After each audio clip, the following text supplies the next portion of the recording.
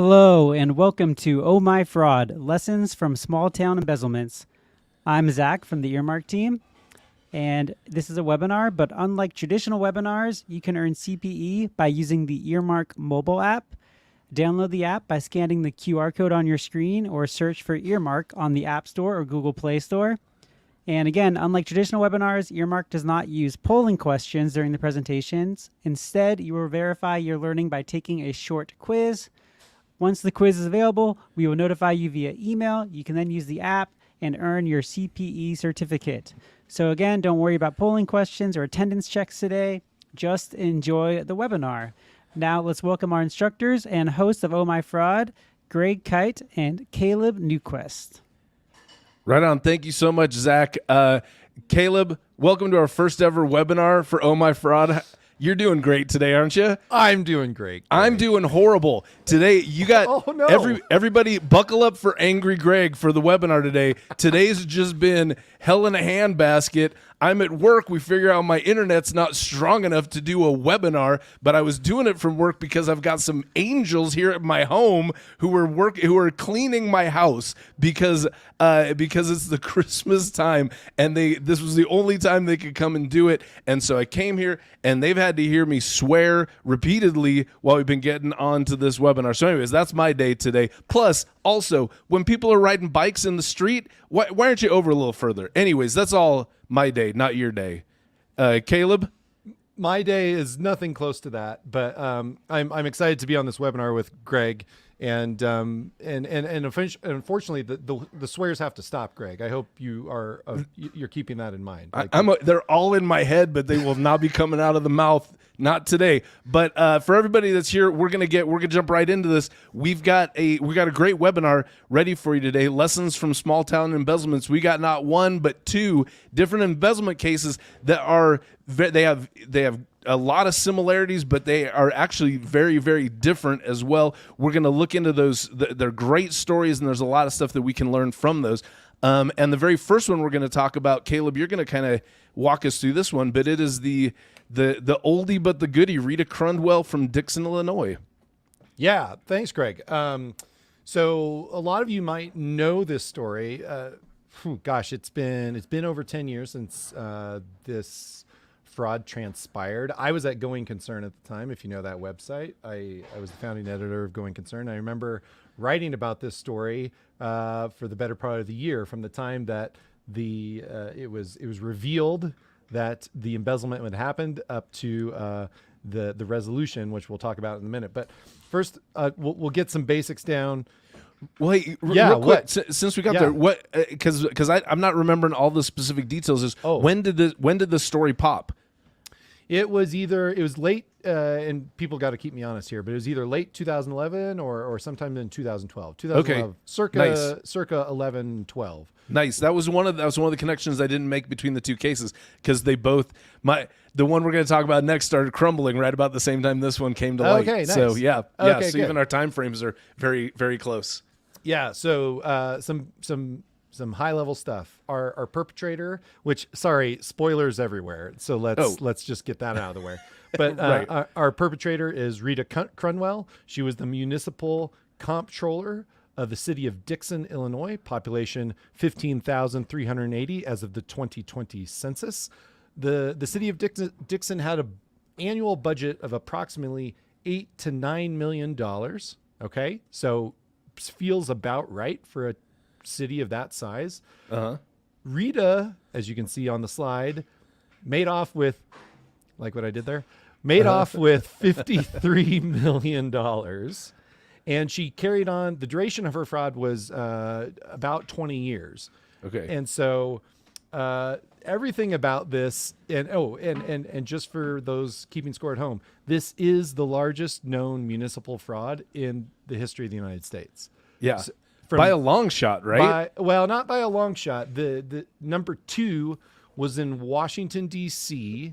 and I don't remember the timing, but it was about 48 million or so. So right, but that's the thing, because we covered that in the episode when we talked about Rita. And the thing is you look at Dixon, Illinois versus Washington D.C. You're talking about two cities with vastly different economics. Where in Washington D.C., 48 million or whatever that happened to be was what I mean. I'm not going to say it's inconsequential, but it's a lot less of what they're talking about is like from an annual budget sort of perspective. Yeah. You talk about a city of 15,000 people that still you're stealing, at least $5 million more from, then yikes. So just to kind of put that into context, the size of the fraud in Dixon, Illinois worked out to be about $3,300 per citizen. Yeah. Or I think we annualized it, and I think the annualized fraud per citizen was like $164. Yeah. So it's a remarkable fraud for a lot of reasons, and that is one of the reasons it is remarkable. So just to give you an idea how Rita, just to give you a very quick synopsis of the story, because we don't have a lot of time, but Rita is a native of Dixon, Illinois, and she started working in the city office in a school to work program as a high schooler in about 1970. And she worked there for 13 years in the comptroller's office. At that point in 1983 is when she became the comptroller of Dixon, Illinois. Okay. And then 7 years after that is when she began her scream that lasted 20 years. So we're talking about it's remarkable to me that from the time that she began working there to the resolution of the fraud, it was over the course of 40 years. It's kind of mind-boggling. Yeah. So I maybe not to put too fine a point on it, but it is her life's work. Yeah. Yep. And we'll get, and again, spoilers, giveaways, things that we're maybe putting out of place. But one of the things that's very interesting with both of these cases is you're talking about someone who was in the job for a long time, and just with the longevity of them in these positions, they were just given tons and tons of trust, and that's what the trust is what they exploited. In different places to actually perpetrate these frauds. Yeah, and I think that's a big theme in this particular webinar, but it's also a big theme if you go listen to the 2 podcast episodes. Yeah. The theme of trust is something that we get into a lot. Yeah. So let me just dive into, to give you an example of that, here's what Rita's duties were as the comptroller. Forget about when she was not comptroller, when she was just a underling of the previous comptroller. But when she was the comptroller, Rita picked up the mail, she made the deposits, she made journal entries, she made adjusting journal entries, she prepared and signed checks, she was responsible for transfers, and she reconciled the accounts. Now, Greg, I have been out of the accounting game for quite a while. I've actually been a non-accountant in my career longer than I was an accountant. Oh, okay. But be that as it may, I still know a thing or two. But because you're still in the game, I just want to check with you. Is that terrible? Yes. Yeah, that's not. That's yes, that is terrible. It's terrible, but not uncommon. I'm guessing. Yeah, absolutely not uncommon. Because again, we're talking about a teeny tiny city that does not have the resources for a robust accounting department. Right. Just like a lot of mom and pop stores, like a lot of businesses, you've got people who are who are in positions where they don't have, you can't separate duties. You can't divvy this up. You can't have people looking over your shoulder because you just don't have the manpower to do it. Right. And so I think, but the other element that is critical to this, maybe terrible is a little harsh, but is problematic. Is this problematic? Yes, but the reason, but what allows it to happen, what allows these circumstances to arise, is the trust that Rita had built with the people around her, not only her coworkers, but the mayor and the commissioners that she reported to and presented on behalf of at council meetings. And so she was the person with all the answers. And so no one probably, because she knew so much and because she was good at her job, I don't know if we've mentioned that quite yet, but like Rita was an exceptional comptroller. She was good at what she did. That allowed her to wield this much control without any oversight. Right. And I think that's critical to both of these stories. So, right. And again, just to pipe in on that, a theme that we've seen just in our podcast over the years that we've done it is so often the people who are doing who are committing these frauds, they're great at their job. Yes. They're abusing their power, obviously, but they're like great at what they do. Yeah. And Rita's just another one of the many that fit that description. Yeah, and a small sidebar, that one of the lessons that Greg and I have continually talked about over the course of the podcast is that don't drink at work. Well, yes. Oh, wait, what? That's, I mean, okay. Yeah, that don't do that. That was a personal lesson, not a podcast lesson. Gotcha. Sorry, you were saying one from, okay. No, but if you are responsible for building an accounting team, try to hire as many mediocre people as possible. Right. Mediocre and a little lazy. Just a little lazy. If they're horrible at accounting, they're not going to be able to cover their tracks. That's so right. really, you got to make sure, hire for incompetence. Yeah, and as we will find out, people who commit frauds are often extremely hardworking. So, Oh yeah. So mediocre and a little lazy. Yeah, a little lazy. Yep. And ideally disagreeable. That's the other one. Yeah, that's my favorite. When we even interviewed Chris Marquet, that came from a podcast I listened from him from years ago, where he interviewed. So we interviewed a guy who interviewed a district attorney. That district attorney was like, "Hey, if I'm putting together an accounting team, I'm going to make sure all those people hate each other and they're going to snitch on each other at a drop of a hat. Like they're just waiting for it." So okay. So Greg, should I get into the scheme a little bit? I think you have to. Okay, great. Here we go. So here's the scheme. And again, spoiler, not complicated. And we'll cover just this quickly just to give you an idea of how she was able to pull this off. The city of Dixon had 6 legitimate bank accounts. And like many cities, one of the main accounts that they maintained was like a capital development fund. So I don't know if there's any government accounting experts out there, but they know this stuff better than me. But cap development or there's various names for it, but cap development is common in governmental accounting. Yeah. Right. So there was a cap development fund.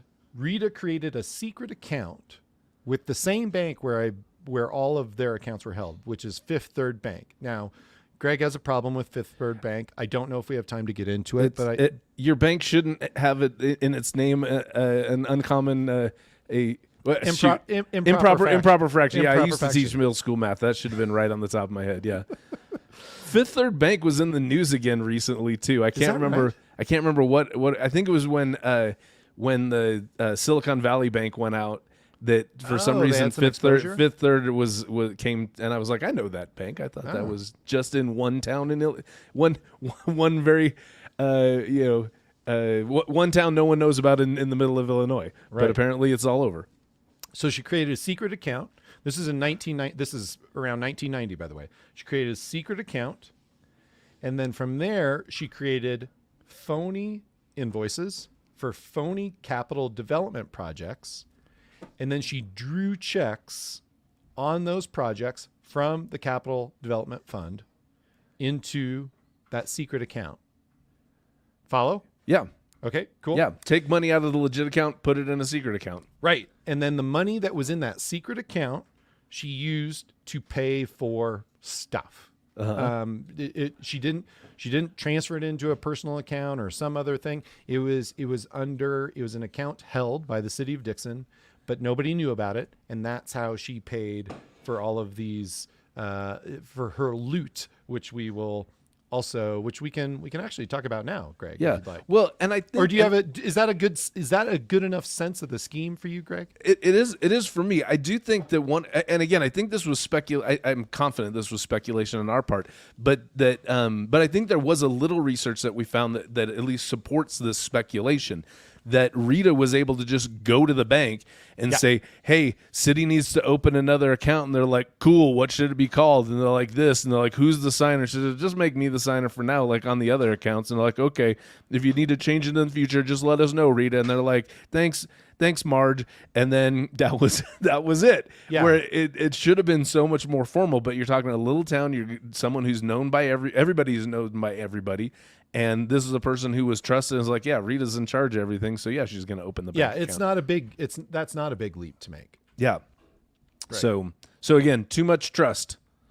Okay. So let's talk about how people, or excuse me, how Rita spent this loot. Because over the course of time, you're talking about over the course of 20 years. And in the early days, Greg, I think you mentioned on the podcast, the first year that she was embezzling money, she only took about $181,000. Yeah. I say only just $181,000 because near the end of the scheme, I think, which would have been 2011 may have been the full year. But if I recall, I have to look it up, so just bear with me. But I think it was millions. It was like $8 million. Yeah, it was millions. Well, and even again in the research, we covered this case a while ago. So some of the research is gone, but the FBI were on the case, staking her out. And while they were watching, she stole $3 million just in the amount of time that they were.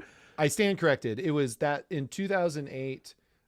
2008 was the most she ever took. So it was a few years before she wrapped it up. But in 2008, she took $5.8 million in a year. Yeah.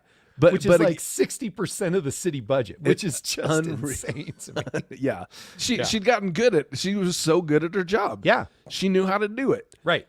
And so she spent this money on building essentially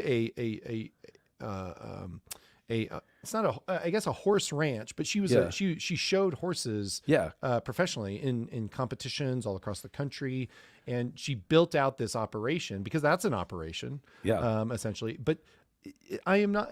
When I went back to refresh my my memory of this story, it is incredible to me that she literally had hundreds of horses in multiple states, I think a dozen states. Yeah. And the comment that we made at the time, or I think I made at the time, is regular wealthy people. And I'm not talking your local professional athlete wealthy. I'm talking owner of the team wealthy. Yeah. Even those people don't own hundreds of horses. Right. You know what I mean?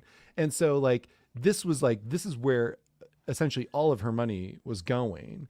And all of the city of Dixon's money. All of the city of Dixon's money. Excuse me. Right. Yeah. Thank you for correcting me. But yeah, all of this city, the money from the city of Dixon, that's where all of this money was going. And so that's really, but then also she, for the outfits that she, did when she was showing the horses, she bought very expensive outfits, jewelry, all kinds of things. So she had kind of a flashy lifestyle. Yeah. And she had this very kind of high-end hobby. But she was able to kind of create a story around that where people just didn't question it. They thought there was people suspected that there was family money or there was inheritance or something that allowed her to carry this on, because what she made at Dixon certainly would not afford her this lifestyle or this hobby, because she was making $80,000 as the comptroller of Dixon, Illinois. Yeah. Well, and I think part of the narrative that people had to explain it to the uninitiated, it's oh yeah, you're breeding and selling quarter horses, so of course you have all the money of Solomon at your disposal to buy all this stuff. So I think that was part of the explanation of the flashy lifestyle was, she can afford it because of the money she makes on her quarter horse business. Right. And then she's just got her day job of the comptroller on top of that. So I think there was plenty of places to justify what people were seeing as an extravagant lifestyle. Right. Yep. Okay. Shall we get to how the fraud was discovered? Yeah. All right. So, again, pretty straightforward. So not dumb. complicated. So dumb.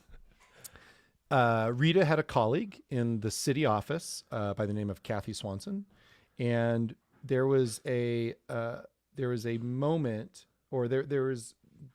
Rita was either out showing horses or she was on vacation, which, by the way, we didn't mention this. Rita definitely bucked the trend of perpetrators who never took vacation. So it's common that if you're perpetrating a fraud, that people often work late and work around the clock or work on weekends because they're constantly just covering up their tracks. Yeah. In Rita's case, she didn't have to do that because she had control over everything, and it was a small operation. And so monitoring and oversight was virtually non-existent. And so she was able to carry this on, but also she was able to travel for these horse competitions that she would go to, and she was able to take lots of time off. So in one of the instances where she did take some time off, her colleague, Cathy Swanson, was preparing for a council meeting, and she needed all of the bank statements in order as part of preparing for this presentation. Right. And so she called up Fifth Third Bank and said, I need all the bank statements. Now, prior to this, Rita always told Cathy or instructed Cathy to only request the bank statements that you need for the presentation. Right. Specifically by a bank account number, I assume, where it's like, yeah. But in this case, when Cathy requested all the bank statements, Fifth Third Bank provided all the bank statements, including the bank statements for the secret account. Uh-huh. And so when Cathy starts reviewing the secret account that no one knows about but Rita, she starts seeing these large transactions. And at first, and I don't remember exactly the details of this, at first she thought she was maybe using it to cover up her tracks with the IRS. But then she saw kind of these run-of-the-mill transactions, like for fuel, for example. Mm-hmm. And she's like, well, the city has its own fuel tanks, for work trucks and things like that, like most cities do, right? They have their own supply of gas so that they're getting a good deal on the gas, and they just use that gas to fill up their cars. So why would Rita be using this account to pay for fuel? And she kept digging in, and eventually it's just like, oh, that's what's going on. Right. And so Cathy took it to the mayor, and the mayor looked at it, and then they called the FBI, and that's when the FBI comes in. And then, like you said, Greg, earlier, the FBI sat on it for about 6 months. Right. Which was killing Cathy. She was killing dying. everybody. Well, because I believe Cathy and the mayor, a guy by the name of, I believe his name was Jim Burke. Was it Jim Burke? His last name was Burke. I know that. Okay. But in any case, Jim's a good guess. That's a good rural Illinois guess. Right. But they were the only two people that knew about this. Yeah. And you're right. And you're right. Cathy had a very hard time as the whistleblower. She had a very hard time like keeping this to herself because the FBI, of course, instructed her. It's like, you can't talk to anybody about this. And so it was just eating her up inside. And then finally, one day when she goes to the mayor, she says, I cannot do this anymore. I cannot keep this secret anymore. He's like, today's the day. Right. And so the FBI goes in, and the mayor calls Rita into his office, and the agents are sitting there waiting for her. Yeah. And they're like, okay, so you've been stealing money. Yeah. And wasn't she just kind of like, yes, I was. Kind of, yeah, right, Yeah. right. Like Yeah. she confessed pretty quickly. Yeah. And I think one thing, if you go back and listen to the podcast, one thing that we talk about is she didn't have a good sense of how much money she had actually stolen. Right. Right. Which I think is, I don't know what my reaction to that is, other than that's ridiculous. It's weird. Yeah. Yeah. Yeah. So in any case, I see, and I go ahead. think here was my, again, this is me remembering the research that we did. Yeah. I feel like they were like, how much did you steal? And she was like, I don't know, like $8 million. And it's like, you're way off. You're off. That's like 1/7 of what you stole. And I don't know. I don't know if they had pinpointed exactly the entire amount that she had stolen by that time, but they knew it was more than what she kind of came up with. But also, you get pulled over by the police, and they go, "Do you know how fast you were going?" And you're like, "It was a 35, so 38." I would think I was going 38. You're gonna lowball. Right. And the patroller's like 68. And you were like, going 68. What? I can't hunt. This is a new car. I just don't even, the accelerators. Just feeling it out. Feeling it out still. Exactly. And that's her too. Because again, I go, she's great at being a comptroller. And I thought that they found records like in her crawl space or something like that. Maybe I'm mistaking this in Breaking Bad. But I thought she was such a good comptroller. She was one of those people that actually had spreadsheets where when they finally found those from like raiding her home, they were like, oh, this did all our work for us. Thank you, Rita. That is a detail that I don't recall. I might be making it up. Yeah, we've done so many cases. But think about it. It would be easy though, because of the nature of how she orchestrated it. It wouldn't be difficult for them to figure it out because they would just request all the bank statements for for the secret account, right? And they could add it all up, and you've got your number. They could make their own spreadsheet. Yeah, that's a very good point. Sure. Very good point. Okay, real quick. Yes. Shortly after arrest, there was no trial. Rita pleaded guilty to wire fraud and money laundering, and she was sentenced to 19 years and 7 months, and she had to pay restitution, and the restitution was double what she stole. So it was like the restitution was over $100 million. And that Easy. And that was in 2012. A development in the not so or in the recent past, was that Rita was actually released from prison in 2021. And there hasn't been hard reporting on this, but a lot of people suspect it was because of her age and because of risks to vulnerabilities to COVID-19 in wherever she was being held, and some people suspect that was a factor. But by that point she had served approximately about half of her sentence, a little bit under half of her sentence. And just quickly, a little bit of an aftermath of all that. Or at least in the aftermath of her being sent to prison, they auctioned everything on her. They auctioned all the horses and all the related stuff. They auctioned, horse semen. They auctioned gross. Yeah, saddles and bridles and like really anything that could be sold was sold in terms to recoup the losses. And there was litigation against the city's audit firm, which at that time the firm was Clifton Gunderson, which became Clifton Larson Allen. Yeah. And there was litigation against Fifth Third Bank as well. And they were able to recoup a decent amount of money. I think ultimately they nearly did recoup all of the losses of the $53 million. So they had that's a rare story of where the losses were recouped relatively effectively. Yeah. Because that's not always the case. That's a lot of times that's not the case. Yeah, because exactly, but a lot of it was because of the lawsuits that they were able to wage against these other companies that should have done their job better. Like with Clifton Larson Allen, that's something that just still blows my mind because I've never. So I'm a CPA. I've been a CPA since 2011. I have never worked an audit, but I know enough to know that bank confirmations is like one of the main audit procedures.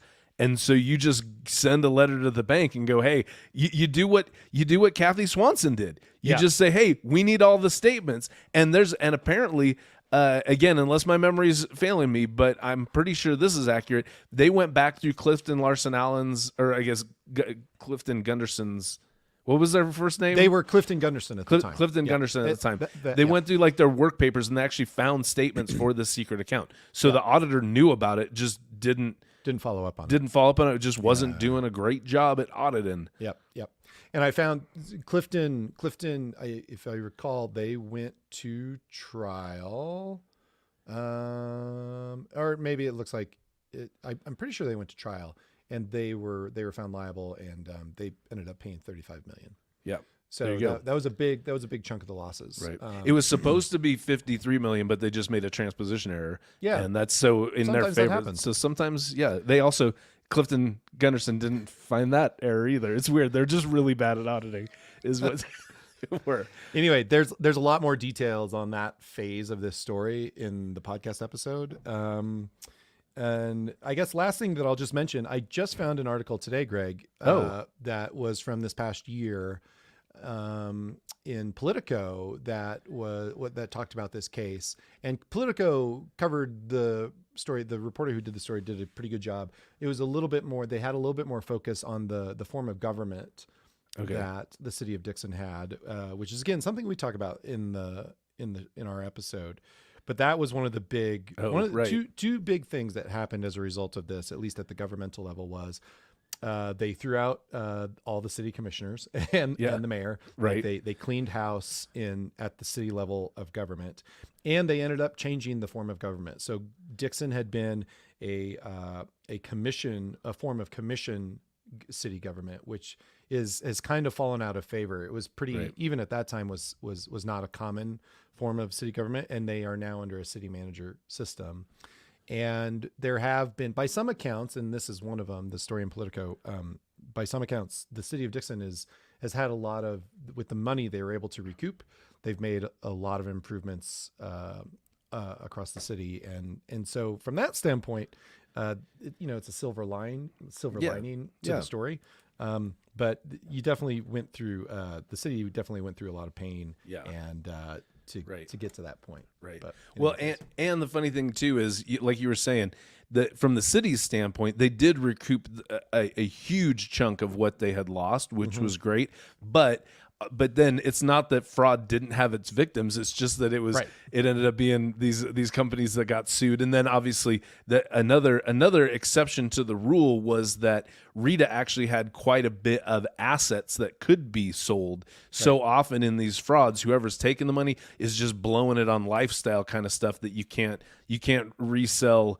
A trip to Vegas. That's not an asset that the FBI can seize and sell at auction. Raised. This is the last point I'll make, and I think, Greg, I'll let you talk about our next case. But they were able to raise about $10 million at auction, and they got the money from Clifton Gunderson. They got a little bit of money from Fifth Third Bank, and so it got them close to recouping all their losses. But I think not without, as you say, a lot of pain along the way. Yeah.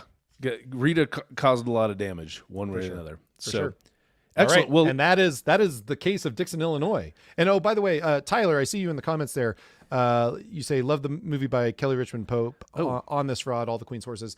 100%. If you have not seen that documentary, do yourself a favor. It's kind of hard to find. I think I remember watching it on Amazon, but it's out there and you can find it. And we've actually interviewed Kelly about this case and about her documentary. And so please check out our interview of Kelly Richmond Pope. I believe it's episode 20. Yep. And the Dixon case is episode 3. Don't listen to that episode. That's not our best work. I just listened to it this morning, and it's not as bad as you think. Okay. All right. Yeah. Okay. Our next case, again, like we said, very, very similar. This has to do with a delightful woman named Claudia Viles from Anson, Maine. Claudia, and again, so many similarities. So Claudia, lifetime, she lived her whole life in this little town of Anson, Maine. Had Dixon was a booming metropolis compared to Anson, Maine. Anson, Maine's never had over 3,000 people in its population, so less than 1/5 the size of Dixon, Illinois. She grew up there. She went to high school there. She married her high school sweetheart, and they raised their 3 kids in Anson, Maine. And this is funny. So when you were telling some of the timeline stuff, I was going, it's weird how these two people, their lives lined up, because Claudia, she started working at the city of Anson as the treasurer, which apparently at that point was just you get hired as the city treasurer.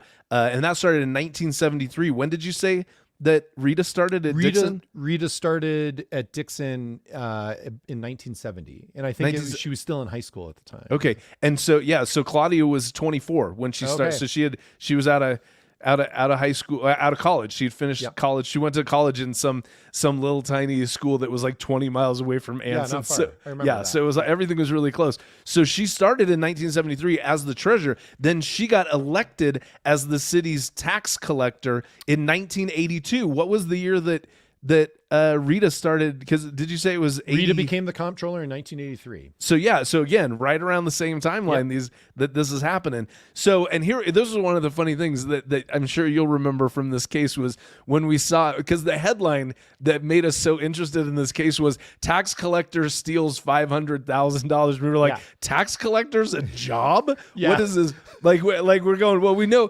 the tax collector was the second favorite type of professional for Jesus to hang out with, but that was a while ago. That was a while ago. Yeah. But yeah, so apparently tax collector still very much a job, and it's very interesting. Like I did research in my state of Utah, we don't have tax collectors, or at least the job has a different title, but definitely not an elected position. But we found that in Florida, every county in the state of Florida has an elected tax collector down there. Once you get up into New England, it actually is very common for cities to have either elected or appointed tax collectors. For Anson, Maine, it was an elected position as a tax collector, and Claudia first ran for tax collector and got the job in 1982. And tax collector, this was an interesting thing, and I got the quote right here. The job was primarily to collect excise taxes for the registration of aircraft, house trailers, and motor vehicles. So we're talking about a city of 2,500 people tops. Not a lot of aircraft, maybe a lot of motor, house trailers. I kind of think of that as maybe like trailer park trailers kind of thing, is maybe a house trailer, or maybe an RV. A house trailer, or potentially, an RV. Yeah, I don't know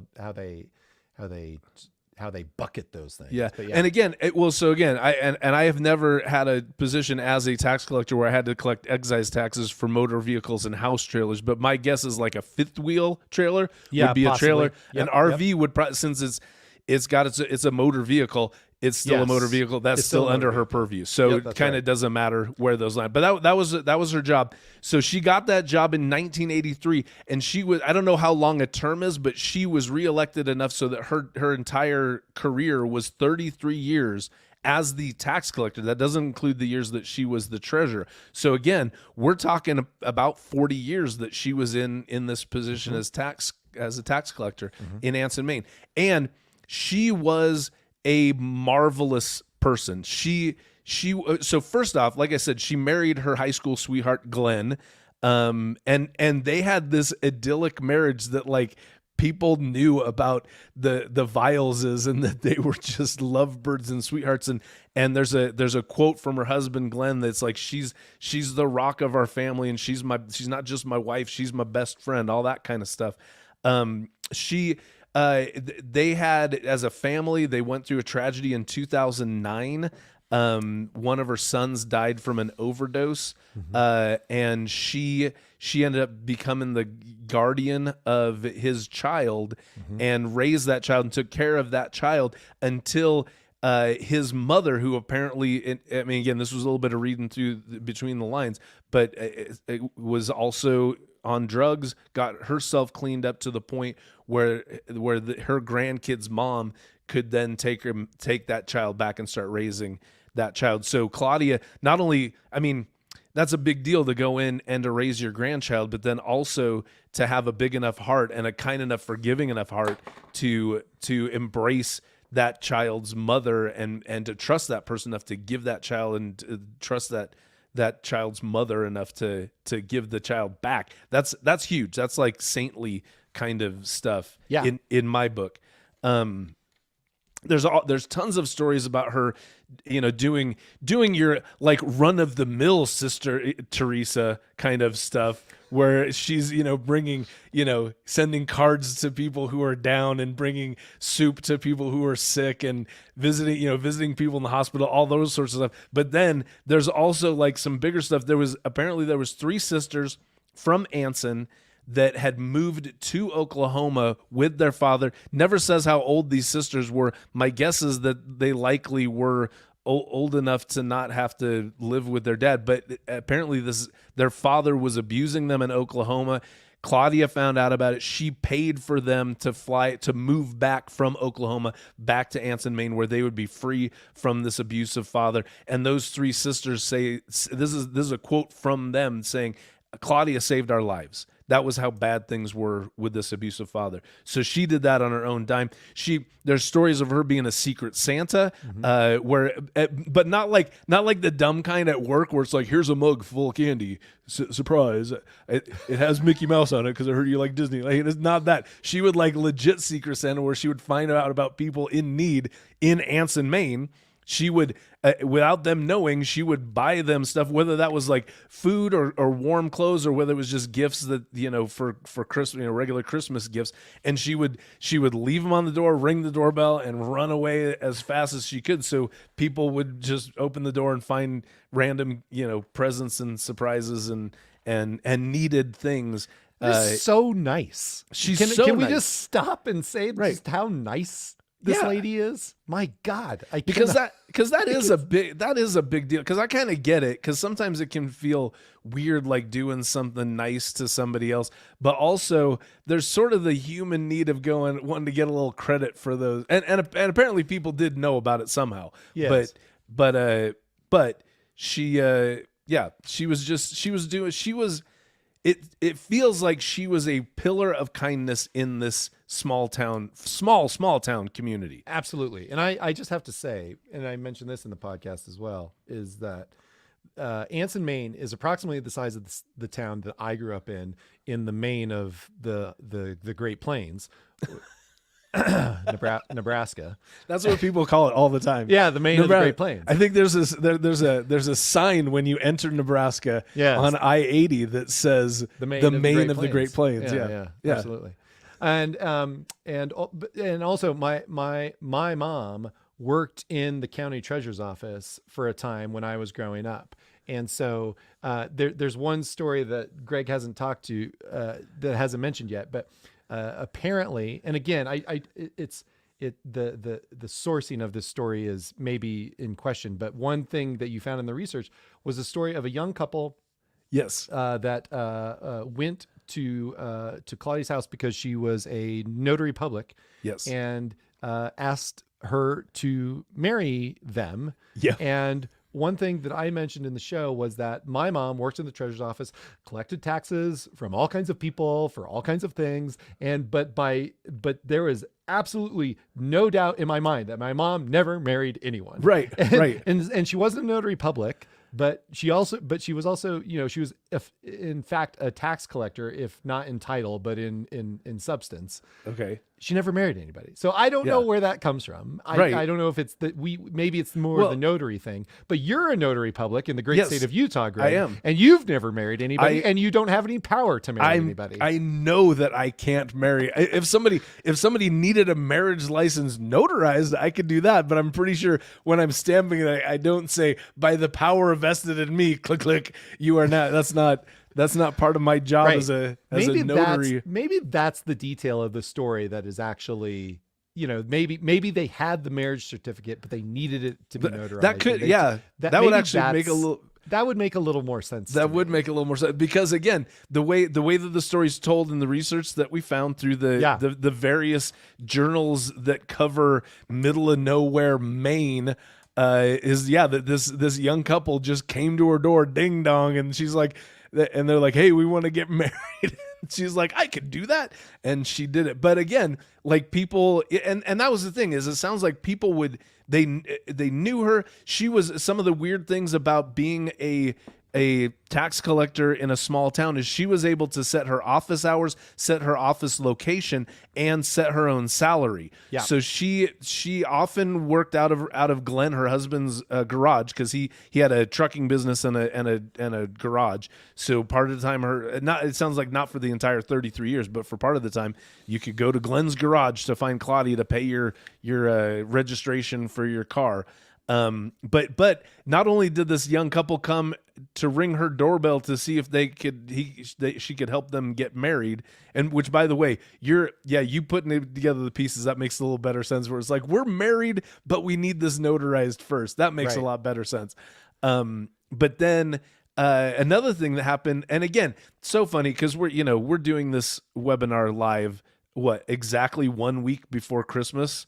And 1 week before, and Christmas. We're talking about her being a secret Santa for people. We also hear there's another story that she did like an emergency car registration on Christmas Day. That's right. Because which again, this sounds so small town to me, where somebody's grandpa came to town for Christmas, and while he's there, like, oh, grandpa, your truck's tags are expired. And they're like, I know what to do. And so on Christmas Day, they go over to Claudia's and they're like going, oh, Claudia, we're so sorry to bug you on Christmas. And she's like, oh, it's no big deal. We were just about, the turkey's still got 45 more minutes in the oven. What can I, she's got a Southern accent, even though she's in Maine. She lives in Maine? Yeah, right. But that the lobster's almost done. There you go.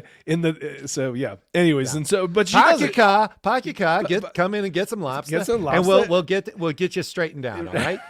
Exactly. There you go. That's how it you sounds. were there. I was there. So Maine of the Plains, Greg. Maine of the Plains. Maine of the Plains. So she so this is what she did. Over above and beyond, her customer service was fantastic, which I'm sure is part of the reason why that was part of her I'm sure her like re-election campaign. You remember when your grandpa was the here ads on write Christmas? themselves, don't they? The ads just write themselves. Exactly. Come on over to my place. That's what it is. Claudia Get some lobster. Christmas Day. We'll take care of you. The Christmas Day registration. Pay your registration, and I'll get you some certificates of registration. It's part of the job. Greg, so, should we talk about how she pulled this off? Yes. What do you want to do next? Okay. What's next? Here's what that's happens. My question. What's next, Greg? Here's what happens next. Claudia was super old school.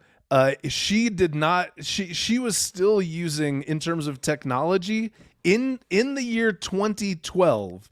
She was still using an electric typewriter and a 10-key adding machine to do her entire job. Fantastic. She did not. In 2012, they were finally like, hey, Claudia, the city of Anson's going to upgrade you to a computer. So then she got a computer, and she basically, for that first year, was just using it for like word. It was basically a fancy typewriter. It was just mostly word processing is what I gather from that. But then the following year, they're like, hey, here's some software that's going to help you do your job. It's going to track registrations and things like that. And after that software was implemented, then some of the town officials in the town of Maine were like, hey, the computer says that you should have collected more excise taxes than what's being deposited into the bank.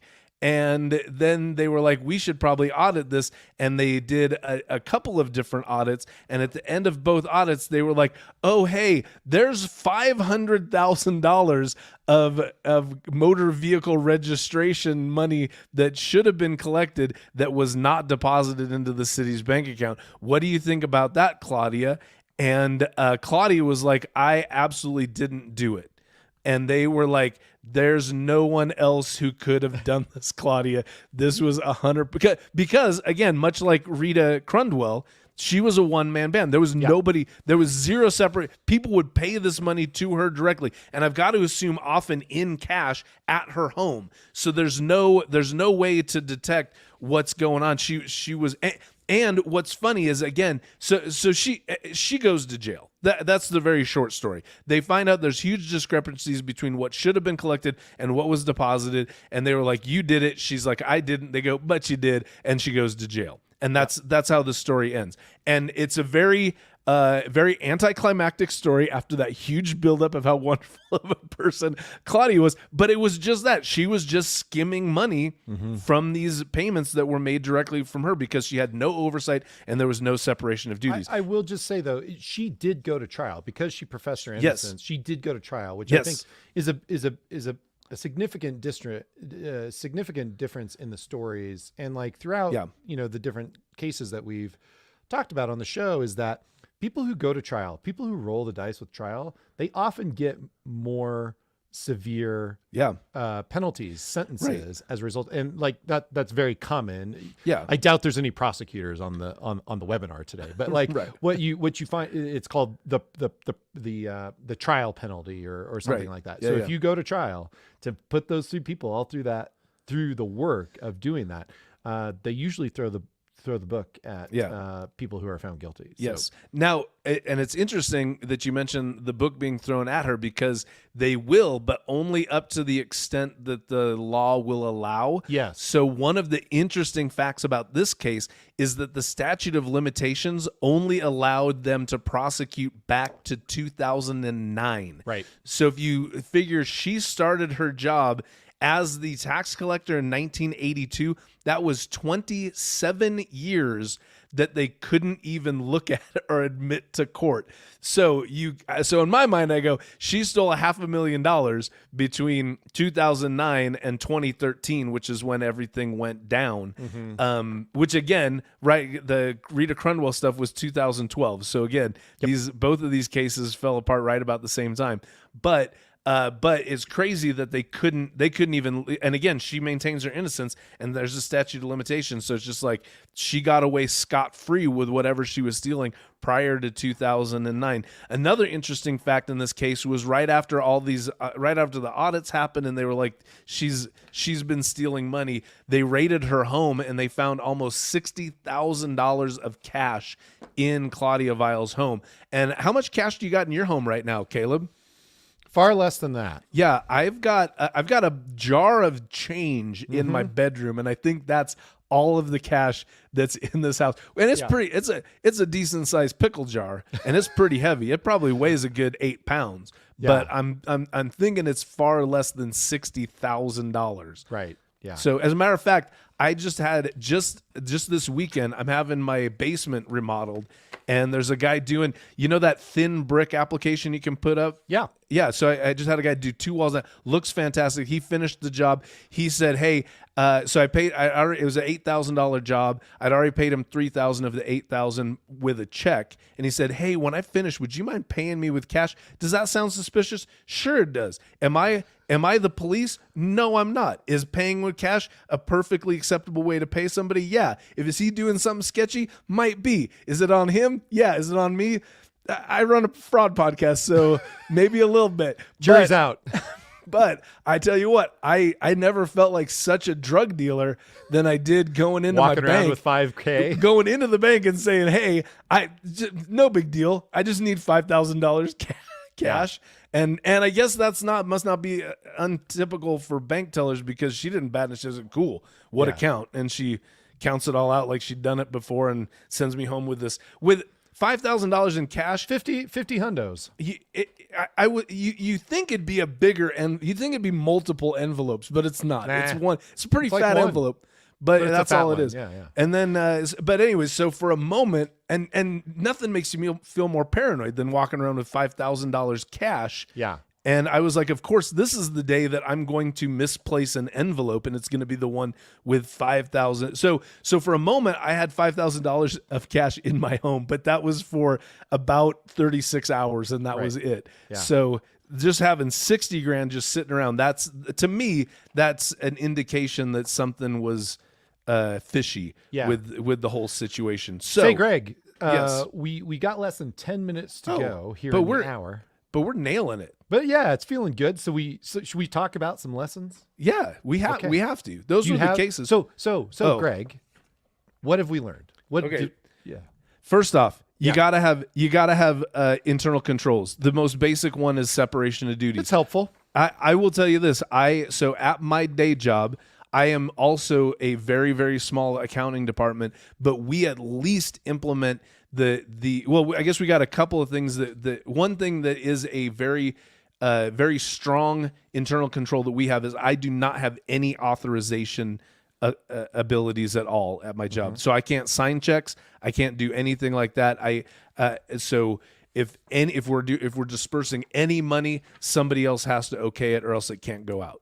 So even though I'm an accounting department of one, we at least have that much internal control, and it's a lot. And as a matter of fact, we've never talked about this on the case because we don't know, and on an episode yet, because we don't know if we can.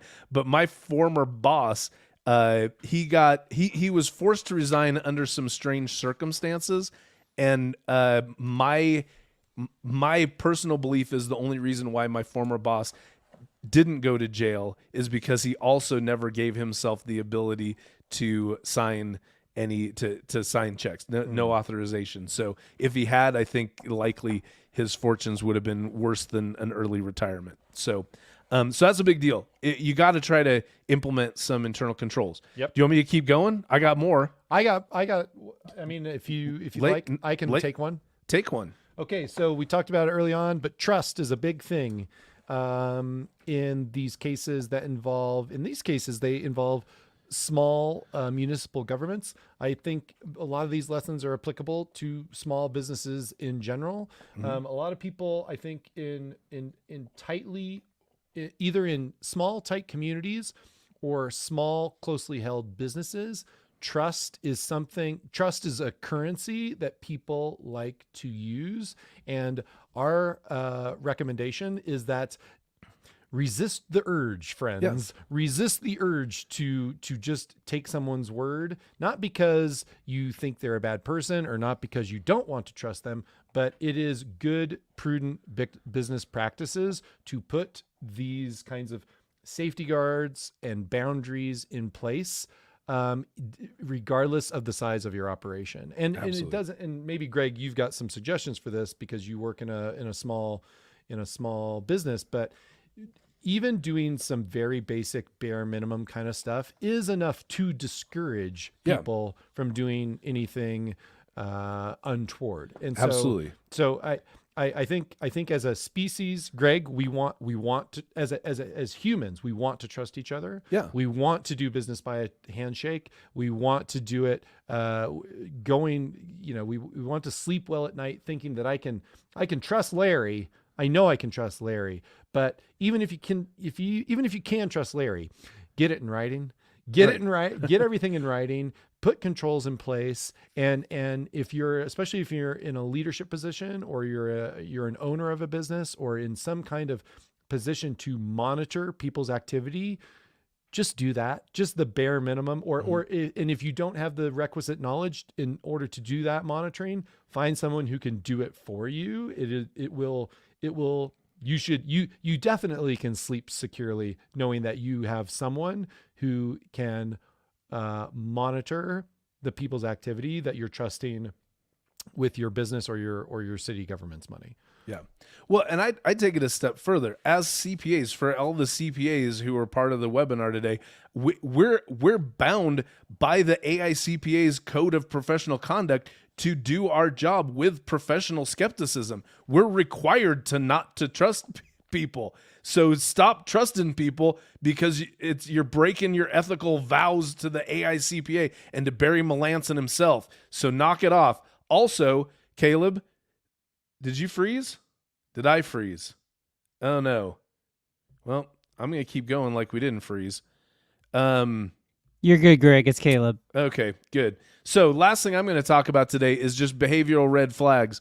Because with these two cases, we have found some strange stuff with the behavioral red flags. So first off, we were looking at Rita Cranwell, who did so. The main behavioral red flag that you can see, these are the red flags that the ACFE points out in their biannual report called the Report to the Nations. So the Association of Certified Fraud Examiners says the number one behavioral red flag displayed by perpetrators is living beyond your means. So we look at Rita Cranwell, she had all these RVs, she had all these trailers, she had all these horses, she had all this stuff. And like we talked about before, the justification for that is, oh yeah, you're the top quarter horse breeder in the country. So of course you're going to be rolling around in money that you can use to buy all these things, like these RVs, like these trailers, like all the fancy clothes and jewelry and et cetera that she needed to be able to put her horses on display, all that kind of stuff.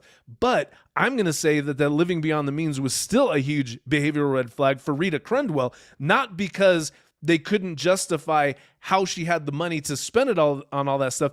The reason why that still came into play is that there was no way to justify why she would keep a little $80,000 a year job as the city comptroller if she's got this thriving quarter horse business. So the living beyond your means, I think that's that's something that you got to look at both ways, because it's not just, is there a way to justify why you have all this money? It's also, is there a way to justify why you're keeping your job? We saw that as well in a Collins Street bakery. It was a great case in one of our episodes where somebody stole a bunch of money from a little tiny bakery that specialized in fruit cakes. Again, appropriate for the Christmas season. But why did he? And he was taking his friends on private jet trips here and there.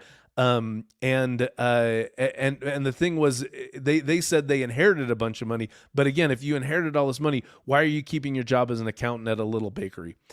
Claudia Viles was the opposite of that, though. One of the things, and you'll see this, I even highlighted it on this list of red flag behaviors. The ACFE says 15% of cases, the perpetrator exhibits no behavioral red flags. I thought that was highly unlikely, because if you look at the one just two below that, it says 12%. They displayed irritability, suspiciousness, or defensiveness. That's me every day, and I don't steal I feel like how many of us would our closest friends and loved ones describe us as irritable, suspicious, and defensive?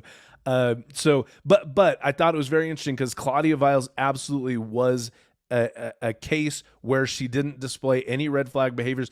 She even says she didn't drink alcohol. She didn't even have any tattoos, according to her police records and at the prison that she lived with, and that she was sent to. So that's it. I think Zach, I think you've got one more thing to go over before our hour's done. Yeah, thank you, Greg. That was great, and thanks for Caleb, even though I know he dropped out at the end there. It's okay, everyone. I just want to remind everyone that to earn your CPE, unlike traditional webinars, you will get a quiz. If you attended this webinar or signed up for it, you're going to get an email with a link to a quiz on the Earmark app. You would take a 5-question short quiz, and you can earn your CPA that way. It should be ready in the next 5 days. You should get an email with that quiz. So again, thanks, Greg. Thanks, Caleb, for a fantastic webinar. And if anyone has questions, please just email support@earmarkcpe.com. Again, thanks, everyone. Have a great rest of your